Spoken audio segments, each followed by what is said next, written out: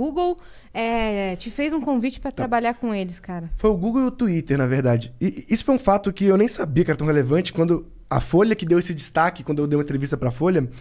Como? Não, acho ou o Projeto Draft, não tenho certeza. Mas qual que vai a parada? O headline é bonito. Tipo, não, garoto recusou o Google e o Twitter. Mas na prática, não foi bem assim. No sentido de... eles têm políticas pra quem resolve bugs. E eu era uma dessas pessoas que resolvia bugs. E no Twitter, em algum momento, eu resolvi um bug do Twitter... que, inclusive, a equipe do Twitter, nem tinha instalado no Brasil ainda, entrou em contato comigo para descobrir que bug é esse, porque era um bug que só acontecia com acentos, só em português tinha, então eles não sabiam que existiam. E eles pediram o meu código para poder usar o meu código na correção do bug. Foi muito legal. Eu tive uma relação com alguns funcionários do Twitter. Era bug de quê? Cara, era um bug que, tipo, quando você tinha acentuação, os arrobas e as hashtags ficavam deslinkadas e perdiam os links. Aí eu queria uma extensão para corrigir. Verdade! Aí os caras acharam isso legal. E surgiu uma proposta, tipo, olha, quando ele estiver no Brasil, a gente quer que você trabalhe aqui. E o Google tinha sido um pouco antes, por causa dessa época de bugs também, mas os headhunters sempre procuram talentos. E eu só não continuei. Não é que eu falei, não quero. Eu só, tipo, não dei progresso nisso, não entrei, porque eu tinha muito medo de entrar. O motivo pelo qual eu recusei, que eu não quis entrar nessas empresas, é porque eu era muito novo e eu nunca tinha trabalhado com ninguém, nunca tive um chefe e... eu tinha uns horários muito loucos. Eu gosto de trabalhar de madrugada, eu não sou subordinado, principalmente naquela época. Então eu falei, cara, ser contratado por uma empresa dessa é legal, mas ser demitido em 2 meses é uma merda. Então eu tinha muito medo de ser demitido, essa é real. Porque eu falei, cara, e eu não achava que eu era tão bom assim. Eu tinha muita, sei lá, síndrome do impostor. Eu falei, cara, meus códigos não são tão bons assim, não sou tão bom programador. Quando eles me contratarem, eles vão descobrir isso. Sou muito novo. Exato. E a galera fala assim, recusou uma empresa na Google e Twitter. Pô, os caras têm dezenas de milhares de funcionários. Eu não ia entrar como um diretor, eu ia entrar como um estagiário. E aí eu tinha muito medo também de ser só mais um. Porque eu sempre quis fazer as minhas ideias. E aí, lá dentro, eu estaria trabalhando para a ideia dos outros. Eu só fazia ideia dos outros em freelas para financiar para fazer as minhas ideias. E eu não queria ter um emprego, eu nunca quis ter um emprego. Não porque eu não preciso de um emprego, não precisava de dinheiro, mas é que naquela época eu não precisava, tipo, eu era adolescente, então literalmente eu tinha muito na minha cabeça, o momento que eu tenho pra poder fazer o que eu quiser, sem ganhar um centavo é agora, porque quando eu ficar mais velho, tiver responsabilidade, tiver família, tiver filho e tudo, eu não vou poder me dar o luxo de seguir esse caminho. Então eu nunca quis trabalhar pra ninguém, não recusei só esse emprego, eu recusei vários empregos. Inclusive tem vários amigos meus, eu lembro muito o Get Ninja, sabe? O Edu virou um amigo meu alguns anos depois, ele me mostrou um print dele me chamando pra trabalhar lá no Get Ninja também, eu recusando. E eu sempre tive essa vibe de recusar, não por não querer trabalhar com os caras, porque eu queria muito... Eu tinha minhas ideias, eu quero fazer essas ideias. Eu era muito na minha cabeça o que eu quero fazer. E fazendo suas ideias, você já estava se destacando. Exatamente. Né? Como um prodígio. E aí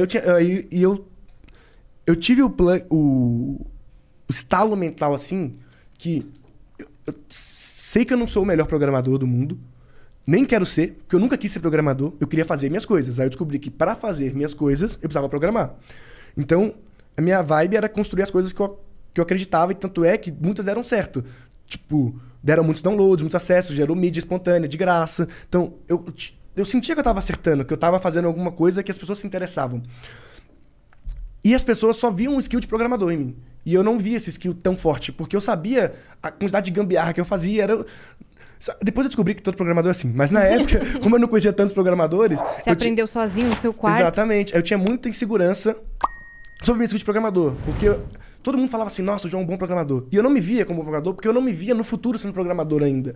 Eu sabia que eu estava programador. Pra mim, programação, todo mundo devia aprender. É muito foda. Até pra você... O pensamento lógico que ela te ajuda a te desenvolver é muito bom. Mas eu não queria ficar programando pra sempre. Eu queria construir coisas. Eu sempre me via construindo alguma coisa. Porque era o que me dava tesão. Tipo assim, eu tinha muito mais tesão de ver a galera falando que baixou o aplicativo e achou da hora do que ficar horas programando. Enquanto eu tenho muitos amigos programadores que o tesão dos caras é ficar horas programando. Os caras realmente gostam, o tempo livre deles, eles estudam programação, eles programam o dia inteiro, e depois, do hobby deles também é programar. Eu nunca fui esse cara. Eu sempre fui o cara que queria fazer alguma coisa. Então, jogar o projeto pro mundo. Aí, eu não me via trabalhando em lugar nenhum, e foi uma decisão que parece louca, mas deu certo. Então... E como eu era prodígio, eu perdi o raciocínio. Gente, é difícil. Não, pode continuar. O TDAH é foda. Mas quando como eu era prodígio, eu sabia que todos os destaques e portas que eu tava abrindo era muito pelo fator de eu ter 16 anos naquela época. Então, tipo, tenho 16 anos, isso é um diferencial. Porque eu percebia isso porque ninguém fechava a porta na minha cara. Ninguém fecha a porta na cara de um garoto sonhador e que... Eu via muito que as pessoas que eu abordava gostavam muito de mim e queriam que eu fosse filho delas. Tipo, uma coisa assim, pô, eu queria muito que meu filho fosse assim. Então, eu mandava e-mail pra CEO de empresa e eles me respondiam. Tipo, eu conseguia falar com o Jorge Paulo Lema, sabe? Mandando um e-mail. Caramba. Você pegava no afetivo, né? Mas não era... Hoje eu tenho essa visão, mas na época não era tão claro assim, mas eu sabia que era um diferencial pra eu ser jovem, porque quando eu conto minha história, pô, sou jovem, sou programador, tô criando uma parada, todo mundo fala assim, pô, legal, me dá um tempo pra... Por mais que não saísse nada, eu conseguia marcar uma reunião. Atenção. E eu achava que todo mundo conseguia. Aí depois eu fui percebendo que não, as pessoas, não é tão fácil assim falar com tantos CEOs, tantas pessoas. E eu falei, cara, eu preciso usar isso, porque quando eu tiver... Tipo, 25 anos, que é a idade que eu tenho hoje, eu não vou ter um diferencial mais por ser jovem, porque eu sou só mais um profissional. E aí, eu tive uma conversa com a minha mãe. Minha mãe é professora de português e é pastora também. Muito louco. E eu falei, mãe, eu vou largar a escola. Quando eu mudei pra São Paulo, eu larguei a escola. Isso eu não sabia. Eu nunca completei o ensino médio. Pouca gente sabe. Algumas pessoas sabem, mas... Por que eu não completei o ensino médio? Porque eu falei, mãe, eu tenho esse ano e o próximo de oportunidades que nunca mais vão ter. Porque eu não vou ter 16 anos pra sempre. Se tudo der errado, eu posso voltar, ir pra escola, perdi 2 anos, então, tipo, vou me formar 2 anos mais tarde, tá tudo certo, vou virar estagiário, tá tudo bem. Se der certo, é a oportunidade única, que eu nunca mais vou ter. Então, era muito claro pra mim que ser um prodígio era uma... que eu podia passar, ou podia ser algo que eu podia construir alguma coisa.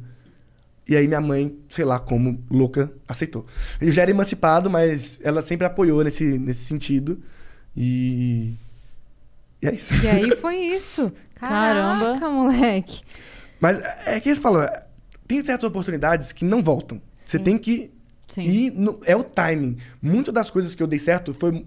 Claro que hoje eu reconheço que eu sou um ótimo profissional, sou muito bom no que eu faço, mas o time ajuda muito. Uhum. Tipo, a coisa certa no time errado não dá tão certo. Não, ou às vezes não dá certo. Mas uma coisa não tão boa no time certo funciona.